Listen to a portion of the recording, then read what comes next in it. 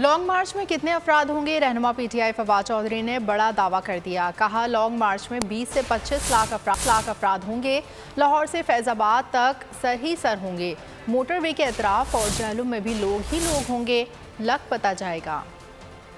20 से 25 लाख लोग इस्लामाबाद हमारा टारगेट है। फैजाबाद से लेके लाहौर तक लोगों के सर ही सर होंगे। जब बड़ों का हाथ ना हो तब भी 20-25 इकट्ठे होते। दोनों तरफ मोटरवे पे भी होंगे और इंशाल्लाह जेलम में भी होंगे। लग पता जाए। मंजिल, रास्ता,